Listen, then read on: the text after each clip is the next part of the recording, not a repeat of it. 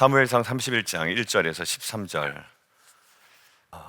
오늘 마지막 장 31장을 볼 때 그냥 명확한 사실 하나는 그겁니다. 하나님은 오늘 찬양의 가사처럼 살아계시다라는 거예요.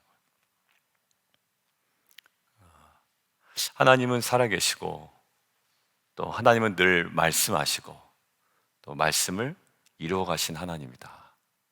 이것이 우리가 이 땅을 살아갈 때 잊지 말아야 할, 그리고 또 가장 실망스러운, 절망스러운 상황 가운데 있을 때도 그것이 우리에게 또한 소망이 되는 근거입니다.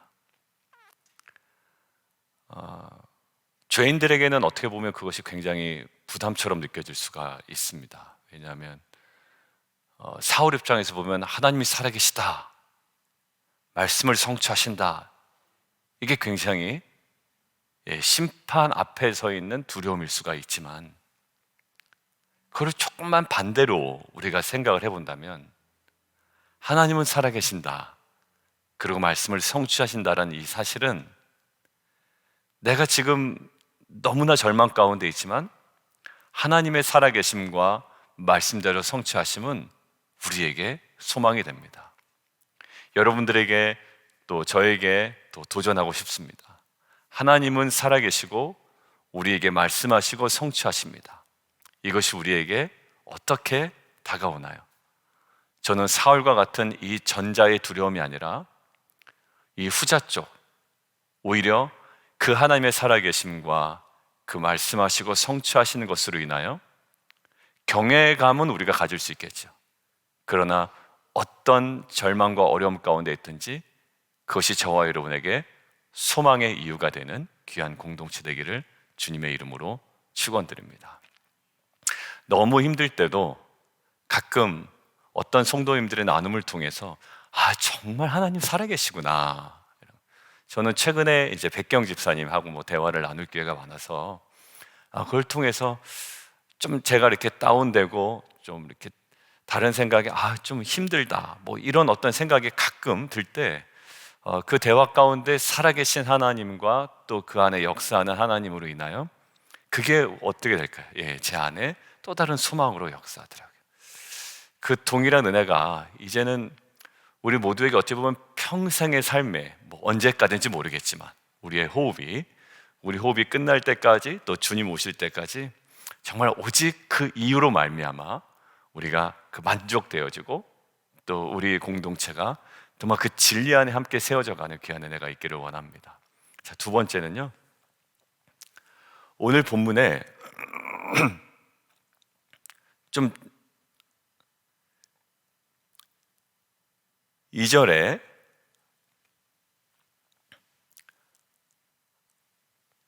아, 3절이죠. 3절이 사울이 패전했다라고 되어 있거든요. 사울이 패전했다라고 할 때 이것들을 직역하면 거기에 카바드, 카베드라고 됩니다. 근데 카베드라는 단어를 아마 한두 번쯤은 들어보셨을 거예요. 제가 주일 예배 때도 설명드리고 또 새벽 예배 때도 설명을 드렸던 단어입니다. 이 카베드라는 것 뭐냐면 무겁다라는 뜻이에요. 무겁다. 그리고 엄하다, 힘들다, 그리고 또 다른 뜻이 영광스럽다, 명예롭다. 그러니까 무엇인가를 영광스럽게 여기는 것은 그것을 어떻게 여기는 걸까요? 무게 있게 생각하는 겁니다. 그죠?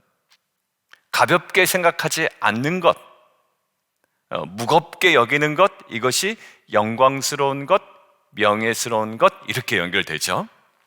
자, 카베드. 근데 오늘 뭐냐면 사울이 패전했다, 이것들을 직역하면 이렇습니다. 그 전쟁이 사울에게 어떠했다? 무거웠다가 되는 거예요. 그 전쟁이 사울에게 무거웠다. 근데 이 단어는 학자들이 얘기할 때 중요한 사무엘상의 주제로서 마지막까지 이어오는 하나의 중요한 맥이라고 이야기합니다. 뭐냐면 엘리 기억하시죠? 사무엘상의 처음에 엘리. 근데 사무엘상 2장 29절에 하나님은 엘리가 하나님보다 아들들을 더 어떻게 여긴다고 그랬죠? 더 중히 여겼다고 그랬거든요. 그것들을 어떻게 하죠? 책망하셨단 말이에요. 더 중히 여겼다. 그때 뜻이 뭐냐면 이 카베드입니다. 그러니까 엘리의 실패는 뭐냐면 무겁게 여겨야 되는 것을 무겁게 여기지 않고 엉뚱한 것을 무겁게 여기죠. 근데 그로 인하여 엘리에게는 굉장히 하나님의 그 무거운 심판이, 버거운 어떤 그 결론이 그 아들들과 엘리에게 임하게 됩니다. 자, 그리고 그거 한번 보겠습니다. 확인만 한번 하고 가죠. 사무엘상 2장 29절입니다. 2장 29절.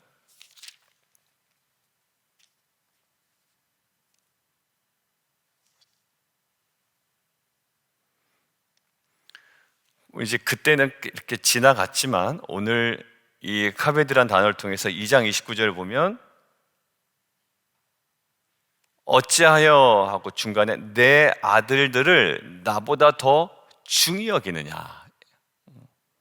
그러니까 지금 번지수를 잘못 찾고 있습니다. 그러므로 30절 이스라엘 하나님 나 여호와가 말하노라 내가 전에 내 집과 내 조상의 집이 내 앞에서 영원히 행하리라 하였으나 이제 나 여호와가 말하노니 결단코 그렇게 하지 아니하리라. 거기 나를 존중히 여기는 자는 내가 존중히 여기고 멸시하는 자를 내가 경멸하겠다라는 거예요. 중요한 원리죠. 무겁게 여겨야 될 것을 무겁게 여기지 못했을 때에 하나님의 지금 30절에 나타나는 중요한 원리, 통치 원리를 얘기하십니다. 그리고 사울이 자신이 불순종하죠. 15장에. 근데 불순종했을 때 하나님께서 그 사무엘을 통해서 이야기합니다. 당신이 하나님을 버려 하나님께서 당신을 버렸습니다. 자, 그 불순종을 통해서 사울이 받은 그 말씀 앞에 사울이 뭐라고 얘기하냐면 사무엘에게 나랑 같이 예배 드리러 가자라고 이야기하고요. 거기서 뭐라고 얘기하던 거예요, 그때? 나를 그 사람들 앞에서 뭐 하도록? 그렇죠. 높여달라고 이야기합니다. 그게 뭘까요? 그게 카베드. 자, 그때 높여달라고 하는 게 카베드. 결국 자신에게 더 무게감을 계속 두는 거예요. 이거 묵상하면서 인생은 결국 어디다 내가 무게감을 두느냐에 따라 그것이 나에게 잘 풀리건 안 풀리건 내 의도대로 해결되건 안 되건 결국 뭘까요?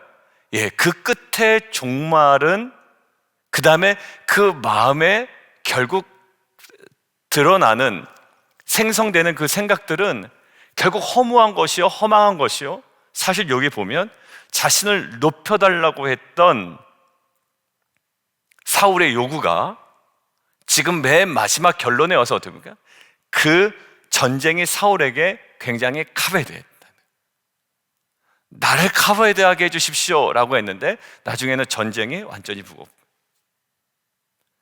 결국 하나님보다 자신을 더 존중히 여기는 것, 자신을 더 무겁게 여기는 것이기 때문에 하나님은 이 전쟁을 사울에게 무겁고 힘들게 만드십니다.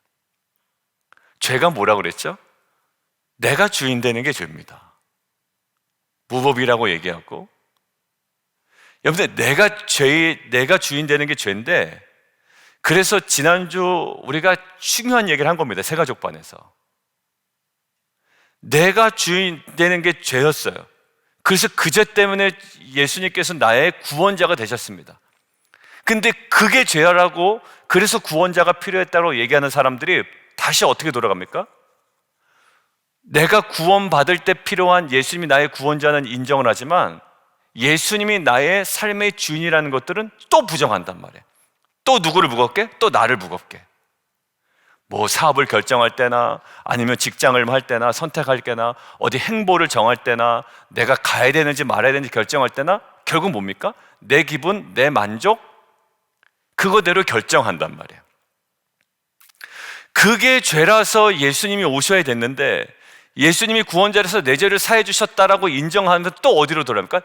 나를 무겁게 하는 나를 주인 삼은 자리로 돌아가는 게 그게 바로 사사기였습니다. 그러니까 구원에 있어서 중요한 주제가 있다고 그랬죠. 하나는 예수님이 나의 구원자라는 사실과 예수님이 나의 누구다? 주인이라는 사실이에요. 나는 구원받았습니다 라고 할 때 인정하는 것들은 첫 번째는 반드시 할 겁니다. 예수님이 나의 구원자. 그런데 예수님이 나의 주인이라는 사실을 내가 인정하지 않는 순간 우리가 구원자가 필요했던 그 원인으로 다시 돌아가는 거죠. 내가 주인 되고 하나님을 주인 삼지 않은 그 또 다른 죄로 내가 돌아가겠습니다 라고 결정하는 것이 그 우리의 모습일 수가 있다는 거예요. 사랑하는 성도 여러분, 오늘 전쟁이 사울에게 무거웠습니다. 힘겨웠습니다. 그런데 결국 이것은 자신을 더 높여달라고 요구한 사울의 인생의 결론이었어요. 우리를 무겁게 하는 것이 아니라 하나님을 더욱더 높이고 무겁게 하고 영광스럽게 하고 명예스럽게 하고 그분의 온전한 뜻을 쫓아 걸어가는 저 여러분 되기를 원하고요. 그것이 피조물이 가질 수 있는 가장 영광스럽고 안전한 길임을 믿습니다. 아무리 좋아 보여도 아무리 만족스러워 보여도 절대 가면 안 돼요. 절대 가면 안 돼요. 왜? 그게 우리의 삶의 가장 중요한 자리입니다. 그게 바로 죄의 자리였다고요. 내 마음대로 살아가는 게 죄의 자리였는데 구원받았더라고 룰루랄라 하면서 또 그 자리로 돌아가는 것 어찌 그럴 수가 있겠습니까?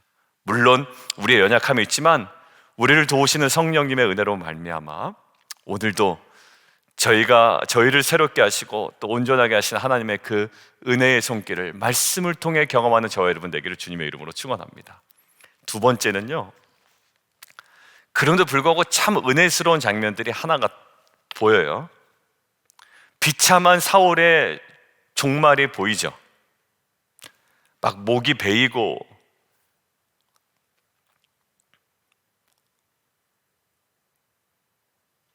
사람들이 그 갑옷을 벗기고 막 사방에 보내고 시체는 성벽에 막 못 박고 굉장히 비참한 한 나라의 왕이 목이 베었다라는 것은 어떤 걸까요? 예전에 다윗이 골리앗을 죽인 다음에 어떻게 했죠? 그의 머리를 잘랐습니다. 그리고 골리앗이 사용했던 칼은 노베에 있는 성소에 두었죠. 기억나시죠?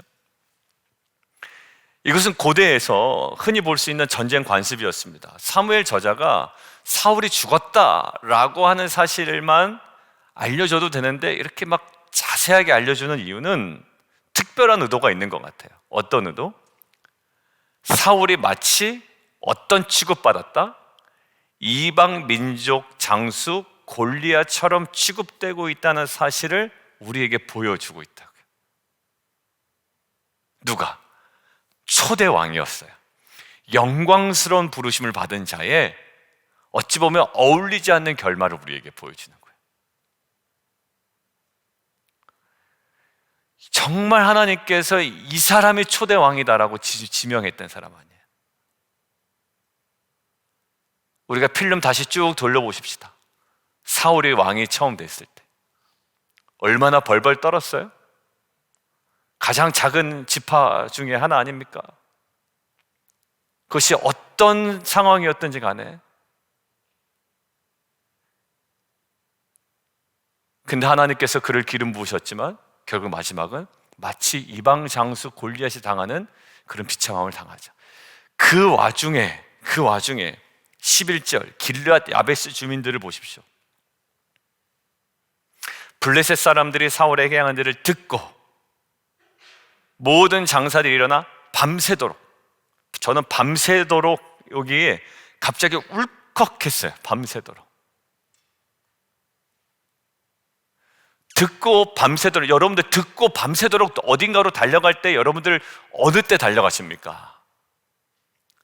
내 아들이 어디서 다쳤다라는 소식을 듣거나, 내가 사랑하는 사람의 어떤 소식을 듣거나, 이건 굉장히 위급합니다. 만사 제껴놓고 간 거 아니에요 지금?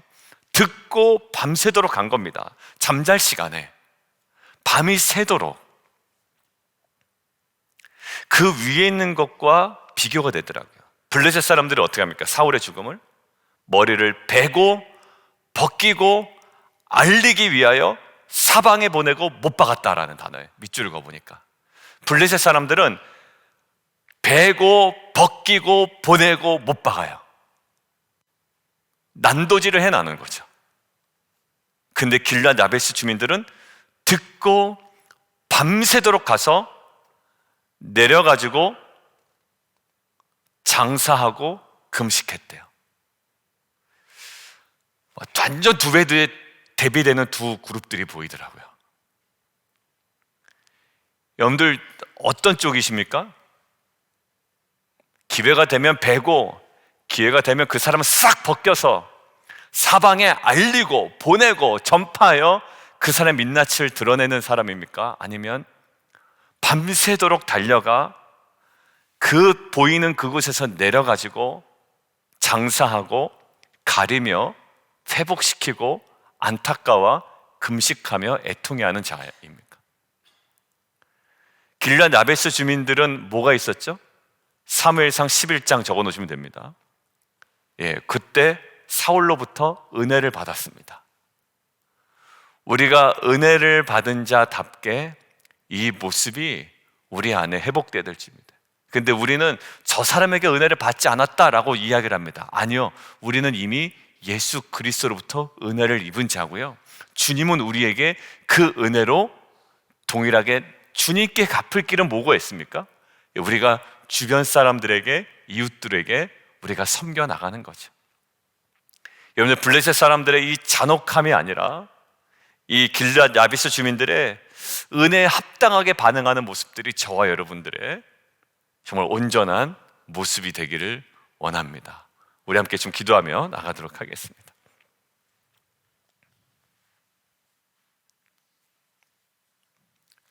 우리 함께 좀 기도하기를 원하는데요, 오늘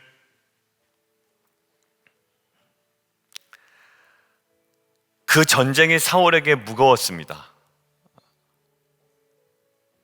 근데 엘리가 아들들을 하나님보다 더 중히 여길 때, 카베드할 때 하나님을 책망하시죠. 하나님 이렇게 얘기합니다. 하나님을 존중히 여기는 자 존중히 여기시고 멸시하는 자를 멸시할 거다. 성경이 참 은혜롭지만요, 또 때로는 아주 명확한 기준과 원리를 우리에게 제공합니다. 만약에 이런 기준 없는 은혜였다면 우리는 아마 방자했을 거예요. 날마다 은혜 타령만 하다가, 그죠? 목사님 어제는 공로식이 아니라 은혜의식을 집중하자고 했는데 왜 그럽니까? 맞죠. 그러나 하나님의 통치 원리가 있는 거예요. 공로의식으로 다른 사람들을 기준하고 정죄하지 말자라는 것이었고요, 오늘은 그 분명한 통치 원리와 기준이 우리의 삶 가운데 온전히 서 있기를 원하는 거예요. 엘리는 하나님보다 아들들을 더 무겁게 여깁니다. 그리고 사울은 자기의 불순종에도 불구하고 사무엘에게 자신을 더 무겁게 여겨달라고, 사람들 앞에서 높여달라고 얘기하죠. 결국 하나님께서는 이 전쟁을 사울에게 무겁고 힘들게 만드십니다. 스스로 나의 권위를 세우려고 하는 것처럼 정말로 안타까운 장면은 없는 것 같아요. 하나님, 정말 연약한 존재임을 고백하고 하나님의 영광과 하나님의 그 높으심을 우리가 찬양하고 그 뜻을 따라 순종해 나가는, 어찌 보면 가장 연약해 보이는 모습이지만 가장 온전한 공동체, 성도의 하나님 그 영광을 우리가 하나님 회복해 나가는 귀한 은혜 있게 하여 주옵소서. 함께 기도하며 나가도록 하겠습니다.